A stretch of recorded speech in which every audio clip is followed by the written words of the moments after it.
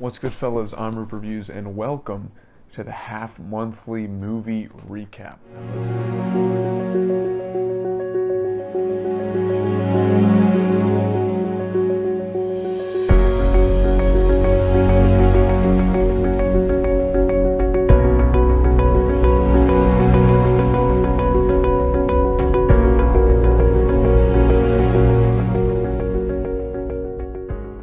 Now, this is a new show that I'm going to be doing where I basically just kind of give you guys a recap on all the movies and TV shows that I have seen in the past half month, which is the past 15 days.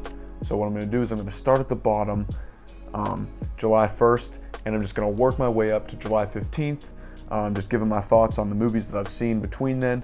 You guys could get a few suggestions with these movies and hopefully pick up a favorite. So without further ado, let's get the half-monthly movie review recap started.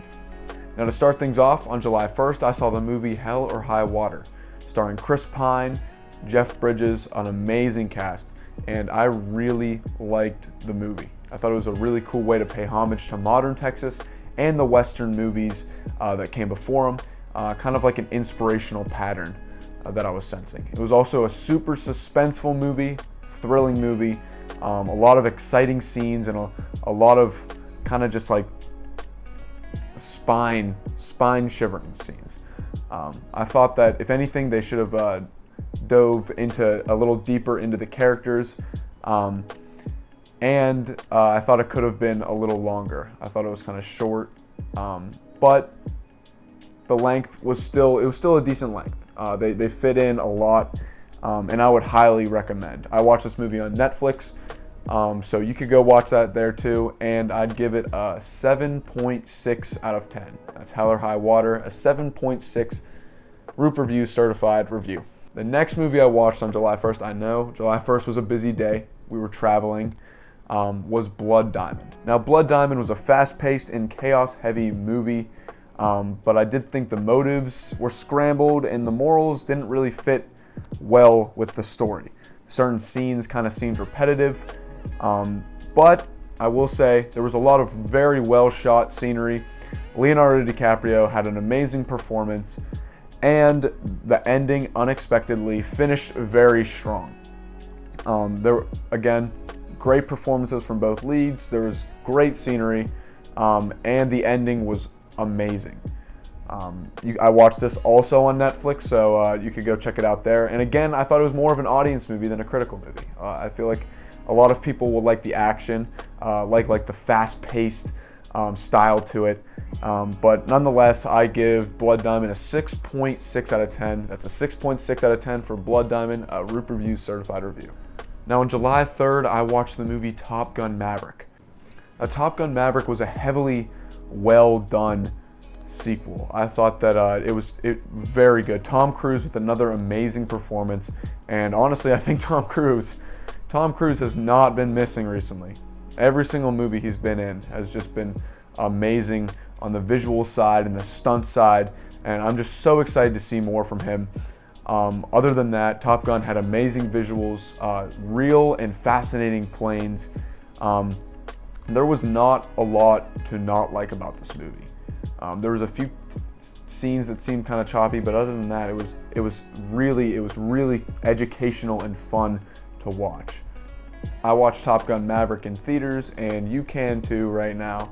And I'd give Top Gun Maverick a 8.7 out of 10. That's a Roop Review certified review. I'll say it again. Top Gun Maverick, 8.7 out of 10. Now, moving on to July 4th, we have The Hustle movie with Adam Sandler. Now, Adam Sandler did an amazing job in this performance.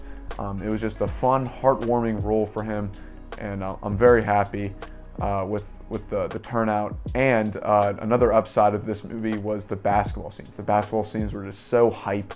They were so much fun to watch. It was just so cool. It kind of just painted this really cool and fun picture of basketball. They did a very good job with those scenes in this movie. One downside was just the simplicity of it all. I just thought that the plot just seemed way too simple. It kind of seemed way too lucky. But another upside was the challenge that Adam Sandler had to face. They did a very good job painting what the thoughts of a manager or an owner of a team would be feeling. And I really loved the scenes, especially with Ben Foster, how he kept turning Adam Sandler down. And it was just a very fun and realistic way to paint what it would be like to be a scout or a coach. So I watched Hustle on Netflix. You can too. And I think I'd give Hustle around like a 7.3 out of 10. So Roop Review, certified review. I'll say it again, Hustle, 7.3 out of 10. Next up on July 7th was Thor, Love and Thunder. Now, if you've heard me talk about this movie, you'd know that I did not like this movie too much. I just thought the scenes were just so choppy, and it was really just such a sad movie for me to watch because I've been waiting so long. I mean, I was there when they first announced Christian Bale to be Gore the God Butcher, and I was like, I can't wait for this role. But just compared to Ragnarok, this movie was not very good at all. There were some upsides. I did like the visuals. The visuals were very stunning, very cool visuals.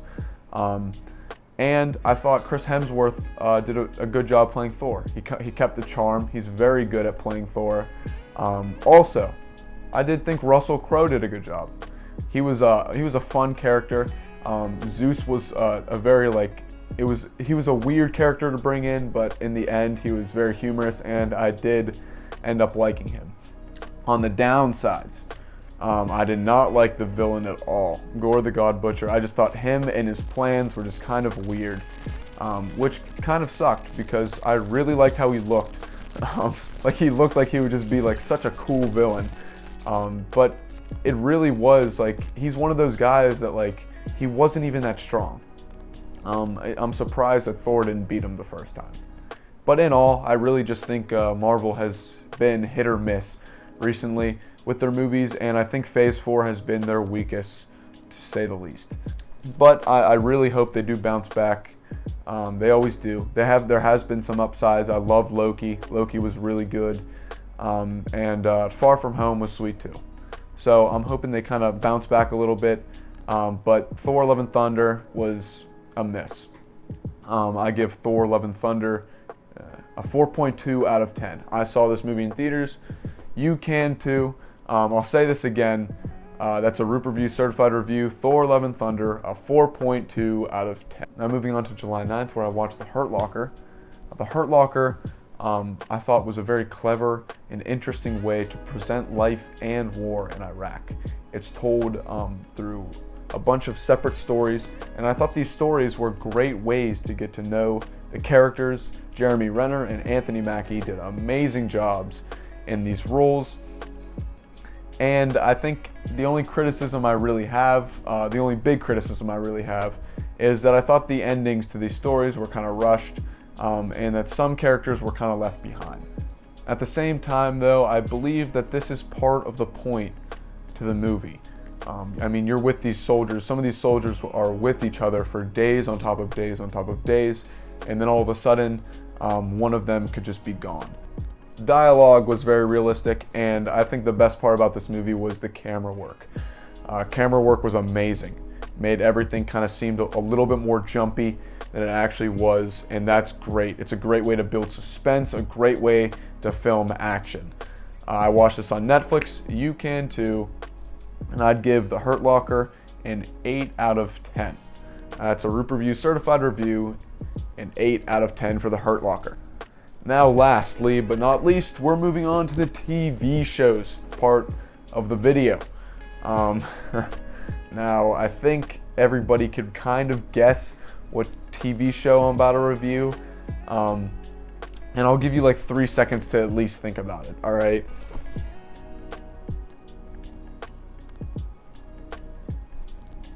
Yeah, I'm pretty sure most of you guys have guessed it. I'm going to be reviewing Stranger Things Season 4. Now, I believe that the first 7 episodes of Stranger Things Season 4 were some of the best episodes in the entire series. I thought that they were just so well done. They did a great job at painting a picture of what Russia is like. Even though it could have still been a little over the top, that's what you have to love about Stranger Things, is that it's over the top. It's exaggerated. This is not what the 80s were actually like. It's what the people remember them to be like. I feel like every single time it jumped from one storyline to another, it just felt right. And I love that about the first 7 episodes. There were like 2 scenes that I thought were kind of just too over the top and maybe a little cheesy. But that was really it. There was not much to hate about the first 7 episodes. But that's just the first 7 episodes, not the last 2. Now, episode 8 I thought was not very paced in the correct way as the first 7 episodes were. But I do think that it ended very properly and ended up to be an exceptional episode. The one episode that I was not very fond of was the last episode. I feel like Stranger Things is one of those shows that you kind of want everything to wrap up in a certain light, because that's just how it is. And even if it doesn't do that, you still want to have hope for the future. I did not have a lot of hope for the future with this season finale.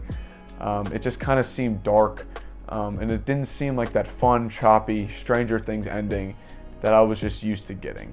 It still had its sad moments, and that's just what you need to expect when you're watching a Stranger Things season, is some sad moments here and there, but you always want hope for the future, and I just wasn't feeling hope for the future with the end of this season. I also thought that the pacing was kind of bad.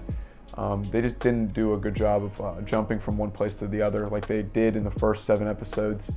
But that could just be because of like the length of the episode. It was 2 hours and 30 minutes, which is a little bit over the top in my opinion for a final episode. Kind of lengthy, but what are you gonna do? I thought most of the season was great. First 7 episodes, very good. 8th episode was decent, and the 9th episode was not very good. But in all, I think I'd give Stranger Things Season 4 a 7.7 out of 10. And you guys know where to watch this.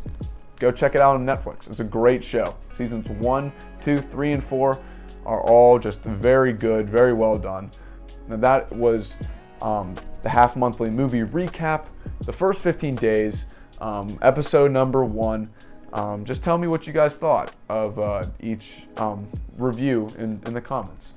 If you guys thought differently, if you guys thought similar,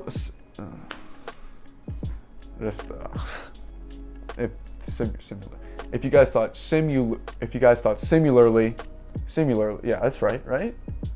Why am I having so much trouble with the word similar? If you guys thought similarly, just tell me in the comments. I'll be there to respond. That's all I gotta say.